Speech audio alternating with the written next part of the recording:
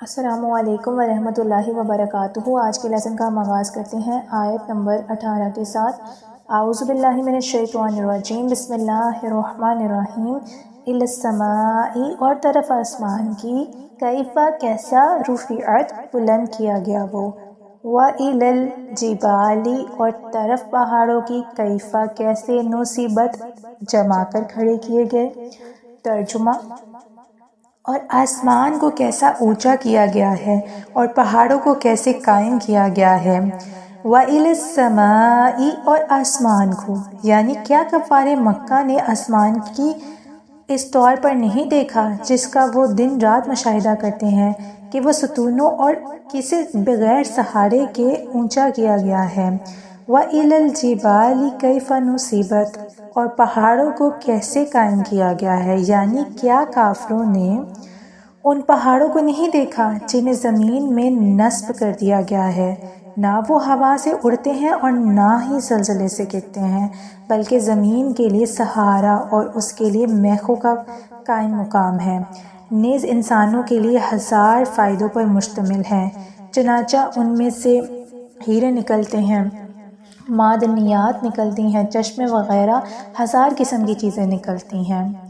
روحانی پہاڑ۔ صوفیہ کرام فرماتے ہیں کہ اللہ تعالیٰ کے اولیاء رحمۃ اللہ تعالیٰ علیہم روحانی پہاڑ ہیں جو کبھی راہ حق سے نہیں بھٹکتے اور اپنے پیروکاروں کو اس پہ قائم رکھتے ہیں، ایمان اور عرفان کے سرچشمے ہیں اور اسرار الہیہ کے خزانے ان سے برآمد ہوتے ہیں جن کا سلسلہ قیامت تک قائم رہے گا۔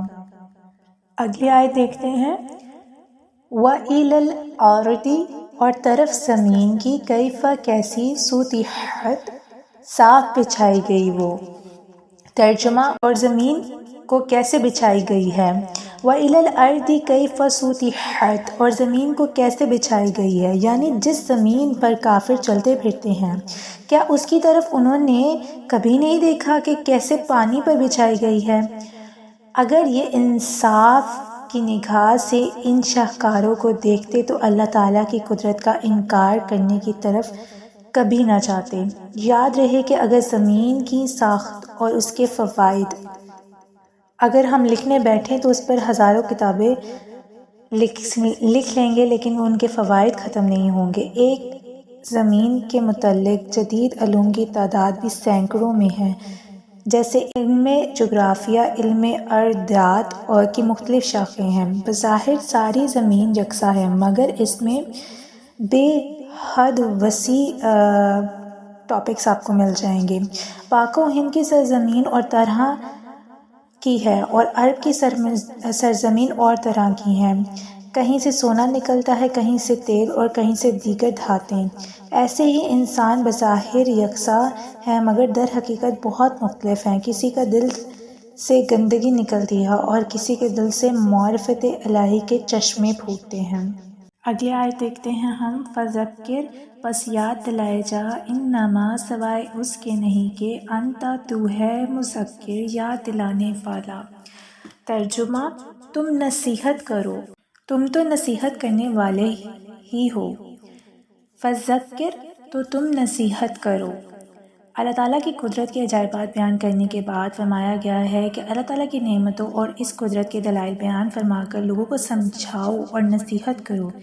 اس آیت میں تو اول پہلے خطاب رسول خدا صلی اللہ علیہ وآلہ وسلم کو ہے، لیکن آپ کے وسیلے سے سب مسلمانوں کو خطاب ہے کہ جو سمجھانے کی صلاحیت رکھتے ہیں وہ دوسروں کو سمجھائیں، اللہ تعالیٰ کی قدرت کے نظارے دکھائیں۔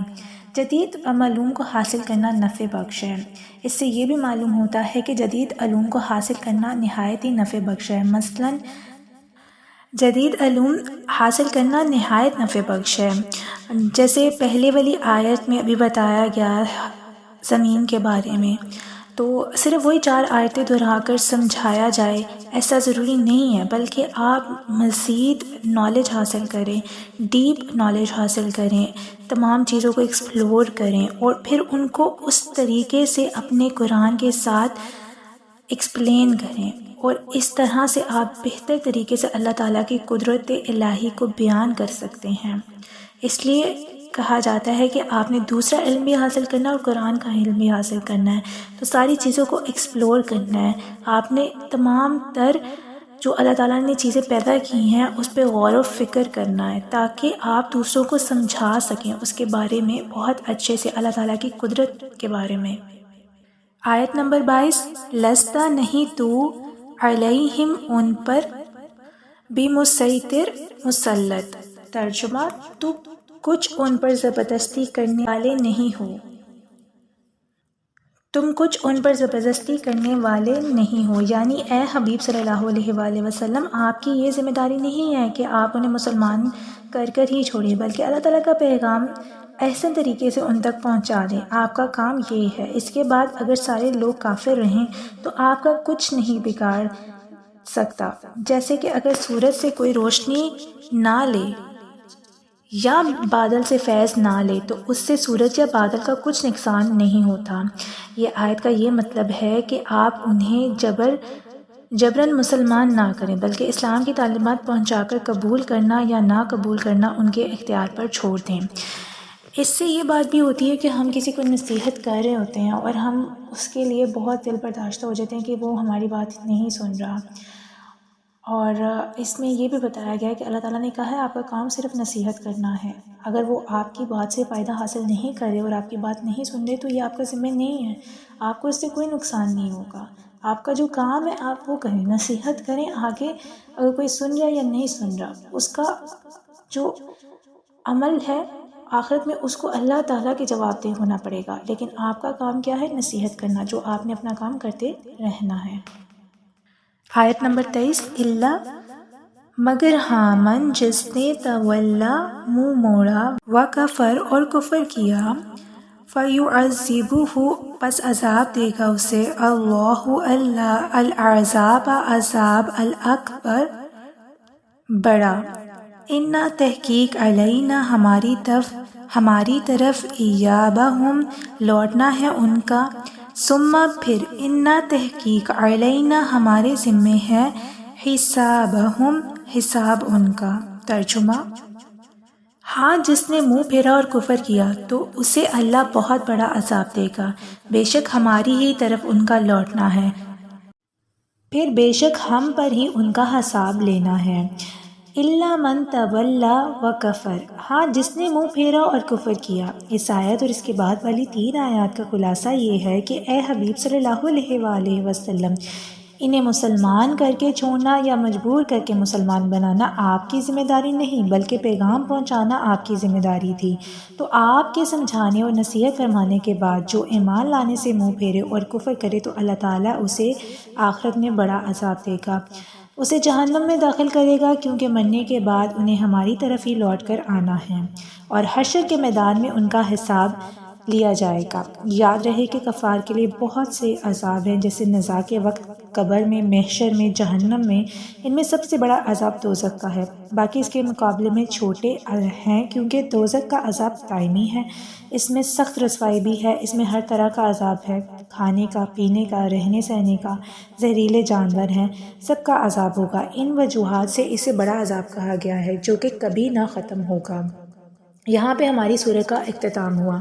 سورہ غاشیہ ہمیں کیا سکھاتی ہے کہ قیامت کا دن بہت دردناک ہے۔ اس دن کچھ چہرے ذلیل و رسوا ہوں گے اور کچھ خوش ہوں گے اور روشن ہوں گے۔ یہ سورہ ہمیں یہ بھی یاد دلاتی ہے کہ ہمارے تمام اعمال کا حساب لیا جائے گا، ہر شخص کو بتا دیا گیا ہے کہ صحیح راستہ کیا، غلط کیا۔ اب ہمارے اختیار میں ہے کہ ہم جنت کا راستہ چنتے ہیں یا دوزخ کا راستہ اختیار کرتے ہیں۔ اور اس سورہ میں ہمیں اللہ تعالیٰ کی قدرت کے بارے میں بتایا گیا کہ اللہ تعالیٰ کی جو قدرت ہے اس کا ثبوت ہماری ارد گرد چیزوں میں ہمیں ملتا ہے، جیسے آسمان کی بلندی، پہاڑوں کی مضبوطی، زمین کی فرشی اور اونٹ کی تخلیق، جو سب چیزیں انسان کو توحید اور اللہ تعالیٰ کی اطاعت کی طرف بلاتی ہیں۔ اس سورہ کا اصل پیغام یہ ہے کہ انسان اپنے انجام کو یاد رکھے، دنیا کے دھوکے میں نہ آئے اور آخرت کی تیاری کرے۔ اللہ رب العزت ہم سب کو اس پر عمل کرنے کی توفیق عطا فرمائے۔ اللہ تعالیٰ سے دعا ہے کہ ہم نے جو کچھ بھی پڑھا اس سے ہمارے دلوں میں اتار دے، ہماری زندگی میں آسانیاں فرما دے، اس سورہ کو پڑھنے والی ہر ایک لڑکی کی دلی مرادیں پوری کریں اور اس کی تمام تر مشکلات کو آسان فرما دیں۔ اس قرآن کی برکتوں سے ہمارے نصیبوں کو بلند فرما دیں۔ سبحانک اللہم و بحمدک اشہد ان لا الہ الا انت استغفرک و اتوب الیک۔